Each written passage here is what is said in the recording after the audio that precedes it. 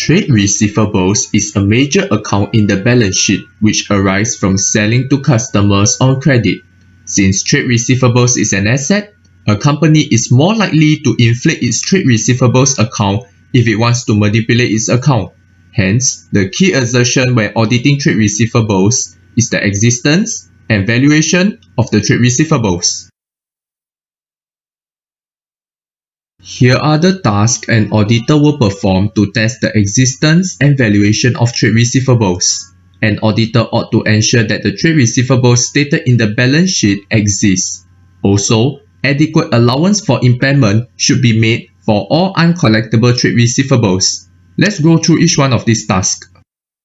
A reliable way to verify the existence of the trade receivables is to send confirmation letters to the customer. In the confirmation letter, the auditor will clarify with the customer directly on the balance owing at year-end. This is an external source of information, so it is more reliable. This letter is prepared by the company but sent out by the auditor. When the customer receives the confirmation letter, they are required to indicate if they agree with the amount owing. If the customer disagrees with the amount owing, they need to state the amount owing according to their records. The reply would then be sent back to the auditors directly. It would not be sent to the company, then to the auditor, because this gives the company a chance to manipulate the documents if the company wants to manipulate the accounts. When the auditor receives the reply, the first thing to do is check whether the customer agrees with the balance. If yes, no further action is required. If no, the auditor should investigate the difference. The difference could be due to an error from the company or an error from the customer. If the company has many customers, it may not be practical to send confirmation letter to all the customers. In such case, the auditor should send confirmation letters to customers with large balance as at year-end and customers who have not paid for a long time. Also, before the auditor mails out the letter, they should check the following pieces of information. First, is the customer's address correct? If it is wrong, the customer is not going to receive the letter. Second, the letter should state the amount the customer owes according to the company's records. Third, the company must properly authorize and sign the letter. Since account balances are confidential information, the auditor is not allowed to send confirmation letters unless the company authorizes it. Another method of verifying the existence of trade receivables is to inspect proof of delivery. This will involve inspecting the invoices and delivery orders. Between the two, the delivery order is more important because it states the date where the goods are delivered to the customer. Therefore, the auditor should ensure that the goods are delivered to the customer before the company records the sale and the trade receivables. If the trade receivables really exist, you will expect the company to collect cash from its customer subsequently.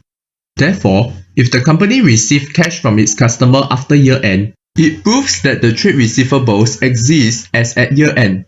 What's more important is that the auditor should check if the cash collected is for debts owing in the current year or in the subsequent year. For example, if the company received cash from its customer on 15 January 2020 to settle a credit sale on 31st December 2019, this proves that the debt exists on 31st December 2019.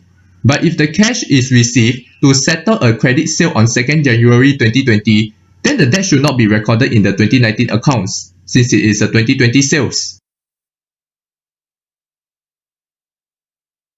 Now let's move on to how an auditor verifies the valuation of trade receivables. Specifically, the auditor ought to ensure uncollectible trade receivables are written off, and the allowance for impairment of trade receivables balance reflect the amount of potentially uncollectible trade receivables as at year-end.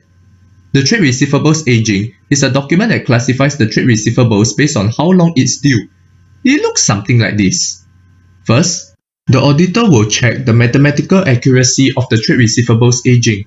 In other words, if you sum all the numbers in a column, does it give you the correct total figure? And if you sum all the numbers in a row, does it give you the correct total figure? Also, is the total figure equal to the trial balance figure? Next, the auditor should check if the numbers in the trade receivables aging is placed in the correct age category. Lastly, the auditor should pay attention to old debts, as it may indicate that the debt is impaired. In this example here, customer number 2 raised a concern of whether the debt is still collectible. given that the debt is left owing for over 90 days. Sometimes, assessing the amount of potentially uncollectible trade receivables is a judgment call, since it involves a lot of uncertainty.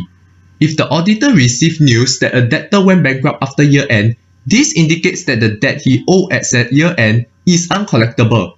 Hence, any amounts owing from that debtor should be impaired.